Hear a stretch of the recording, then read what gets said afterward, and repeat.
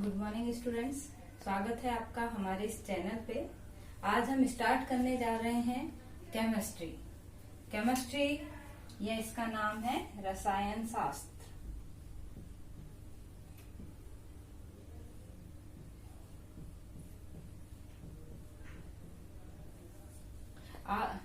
जो केमिस्ट्री या रसायन शास्त्र है वो हमारे डेली जीवन में, जो दैनिक जीवन है उसमें बहुत जरूरी है। आप सभी को मालूम है केमिस्ट्री के बिना कुछ भी पॉसिबल नहीं है। जैसे यदि हम कुछ खाते हैं तो उसमें कहीं ना कहीं protein, amino acids, carbohydrate, fat, ये सारी चीजें प्रेजेंट हैं। हम मिनरल्स लेते हैं, वो इनऑर्गेनिक या अकार्बनिक पदार्थ हैं।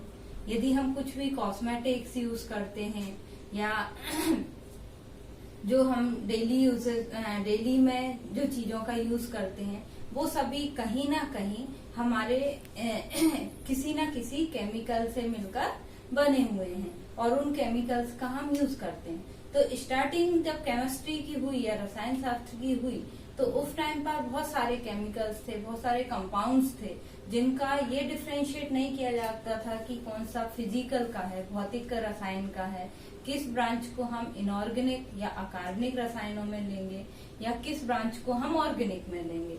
लेकिन एक टाइम के बाद 17वीं सेंचुरी के बाद एक ये हुआ कि बहुत सारे केमिकल्स हो गए जिनको हम एक कंबाइंड केमिस्ट्री में पढ़ना पॉसिबल नहीं रहा। उस कंडीशन में क्या हुआ कि ये केमिस्ट्री को स्पेशली 3 ब्रांचेस में डिवाइड किया गया। पहली जो ब्रांच थी वो थी फिजिकल केमिस्ट्री, दूसरी ब्रांच जिसको हिंदी में बोलते हैं भौतिक रसायन, दूसरी जो ब्रांच थी वो थी इनऑर्गेनिक केमिस्ट्री या अकार्बनिक रसायन, और तीसरी जो ब्रांच है वो है ऑर्गेनिक केमिस्ट्री या फिर जिसको हम बोलते हैं कार्बनिक रसायन।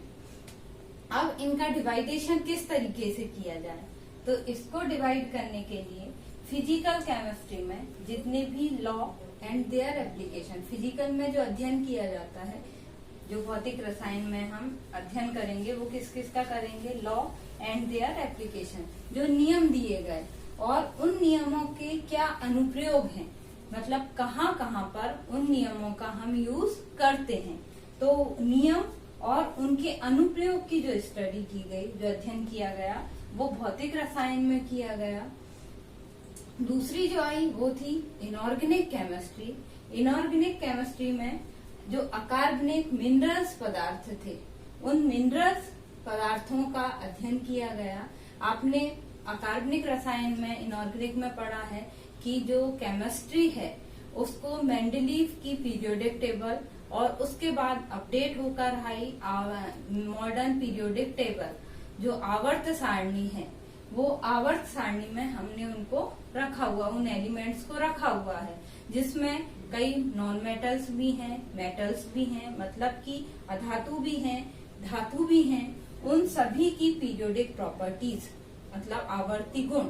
आवर्ती गुण में क्या होगा कि वो उनका शेप क्या है, साइज क्या, जितनी भी उसकी फिजिकल मतलब भौतिक गुण और उनकी केमिकल प्रॉपर्टीज मीन्स रासायनिक गुण, इन सभी की स्टडी हम अकार्बनिक रसायन के अंदर करते हैं।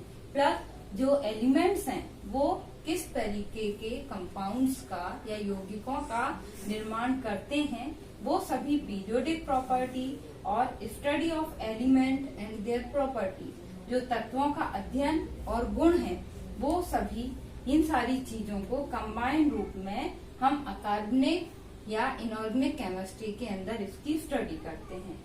तीसरा जो आया वो है हमारी ऑर्गेनिक केमिस्ट्री।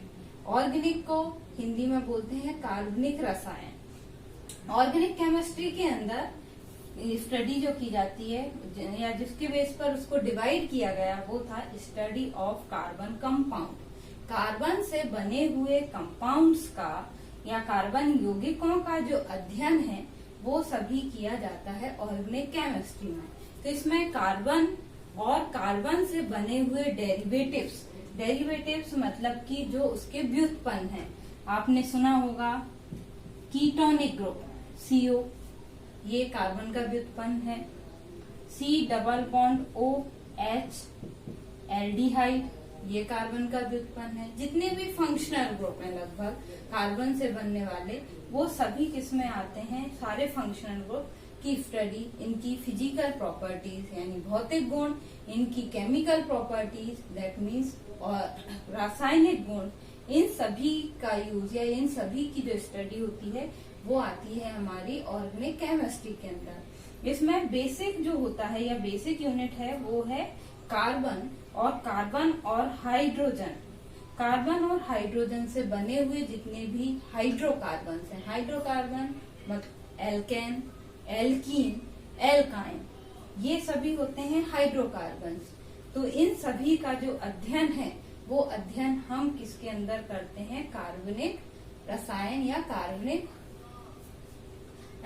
ऑर्गेनिक केमिस्ट्री में। अब हम आ जाते हैं इसकी हिस्ट्री या इतिहास में।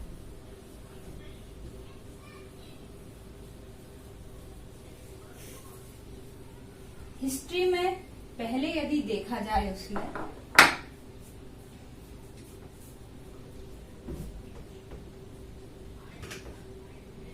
यदि उसका हिस्ट्री या इतिहास पढ़ा जाए तो सबसे पहले किस पर बेस्ड था कि कुछ जो पदार्थ हैं या कुछ सब्सटेंस हैं वो नॉन लिविंग फॉर्म से मिलते हैं। मतलब कि नॉन लिविंग का अर्थ है निर्जीव, जो निर्जीव वस्तुओं से उत्पन्न होते हैं उनको किसमें रखा गया, उसको रखा गया इनऑर्गेनिक या अकार्बनिक केमिस्ट्री के अंदर।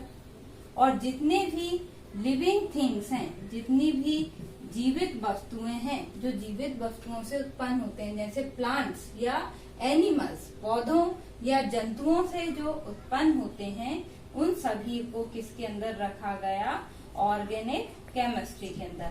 मीन्स दो यौगिक हैं, उन यौगिकों को यदि वो जीवित निर्जीव या नॉन लिविंग वस्तुओं से उत्पन्न होंगे तो उनको रख दिया गया इनऑर्गेनिक केमिस्ट्री में, जिसमें एग्जाम्पल आता है मिनरल्स, ऑयल्स, ये सभी। और जो लिविंग थिंग्स हैं, जो जीवित वस्तुओं मतलब प्लांट्स या फिर एनिमल्स, जो प्लांट और एनिमल से उत्पन्न होते हैं, उन्हें रखा गया ऑर्गेनिक केमिस्ट्री के अंदर। ये सबसे पहले जो हिस्ट्री में डिवाइड किया गया वो इस बेस पर किया गया। लेकिन बहुत सारी चीजें हैं जो नॉन लिविंग फॉर्म में मिली, लेकिन हमने उसको ऑर्गेनिक में रखा। तो इन सारी चीजों को लेके इसकी और आगे जो स्टडी की गई वो स्टडी की एक बर्जीलियस साइंटिस्ट ने, उसके बारे में बताया किसने, बर्जीलियस ने।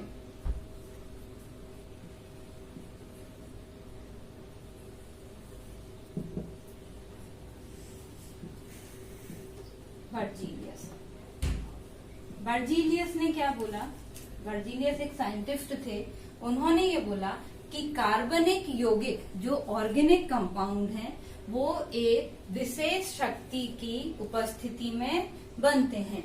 मीन्स एक विशेष या मिस्टीरियस फोर्स जिसे हम बोलते हैं वाइटल फोर्स या जैव बल। तो बर्जीलियस ने बताया कि जितने भी ऑर्गेनिक कंपाउंड हैं वो ऑर्गेनिक कंपाउंड, वो कार्बनिक यौगिक एक विशेष शक्ति या फोर्स की उपस्थिति में बनते हैं, उन्हें हम बोलते हैं ऑर्गेनिक कंपाउंड। यदि नेचर से वो वाइटल फोर्स वर्क नहीं करें तो ऑर्गेनिक कंपाउंड का निर्माण नहीं हो सकता। मीन्स ऑर्गेनिक कंपाउंड्स को आर्टिफिशियली या लेबोरेटरी के अंदर नहीं बनाया जा सकता। ये उसके बाद जो साइंटिस्ट आए उनका नाम था वोलर। वोलर ने 1828 में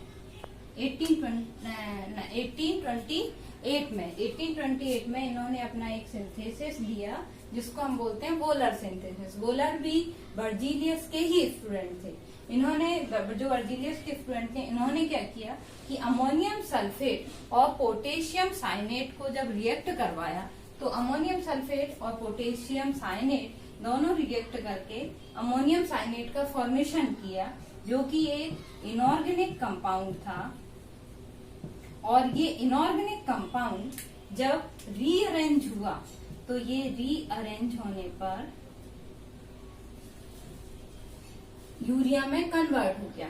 और यूरिया जो है वो एक ऑर्गेनिक कंपाउंड है। मीन्स जो first artificial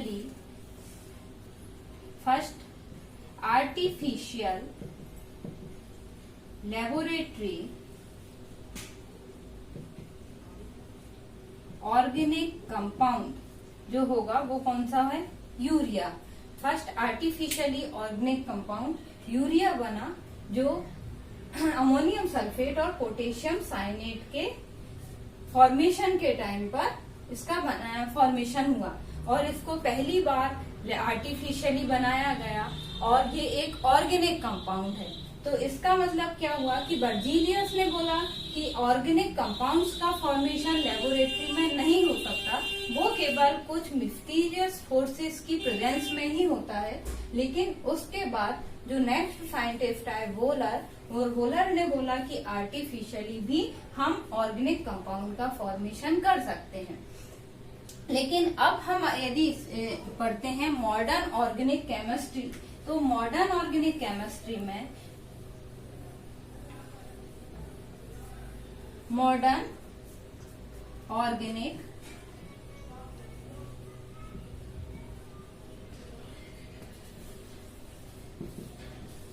chemistry, modern organic chemistry में ये बताया गया कि जो chemistry of hydrocarbons and their derivatives, जो कार्बन और इसके जितने भी डेरिवेटिव्स हैं या इसके जितने भी व्युत्पन्न हैं, उन व्युत्पन्नों की स्टडी करना, उन व्युत्पन्न कार्बन और उसके व्युत्पन्नों का अध्ययन करना, वो आता है हमारा मॉडर्न ऑर्गेनिक केमिस्ट्री में। व्युत्पन्न, इसके अलावा कार्बन, हाइड्रोजन और कुछ हीट्रो एटम जैसे nitrogen, oxygen, sulphur, halogen, phosphorus, ये सभी हीट्रो एटम भी ऑर्गेनिक कंपाउंड्स में प्रेजेंट होते हैं। तो आप पढ़ते हैं फंक्शनल ग्रुप में कीटोन, एल्डिहाइड, अमीन,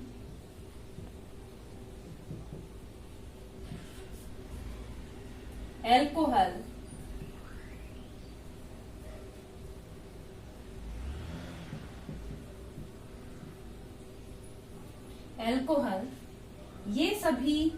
ये सारे जो डेरिवेटिव्स हैं वो सभी डेरिवेटिव्स हमारे आते हैं organic chemistry, modern organic chemistry के अंदर।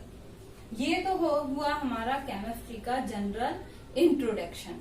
अब नेक्स्ट लेक्चर में हम स्टार्ट करेंगे tetravalency of carbon, means organic chemistry का इंट्रो हम स्टार्ट करेंगे। और स्टार्टिंग इसकी होती है कार्बन से कि कार्बन चतुस्संयोजकता या टेट्रावैलेंसी को शो करता है। उसमें कैटिनेशन, जिसको हिंदी में बोलते हैं श्रृंखलन का गुण, पाया जाता है। और बेसिकली जितने भी हाइड्रोकार्बन्स हैं लाइक एल्केन्स, एल्कीन्स, एल्काइंस, ये सभी उसकी बेसिक यूनिट होंगे। और ये जो बेसिक यूनिट है वो किस तरीके से ये हाइड्रोकार्बन्स काम करते हैं, इनका IUPAC नाम, जनरल नेम, ये सभी चीजें हम इसके आगे के नेक्स्ट लेक्चर में पढ़ेंगे। Thank you.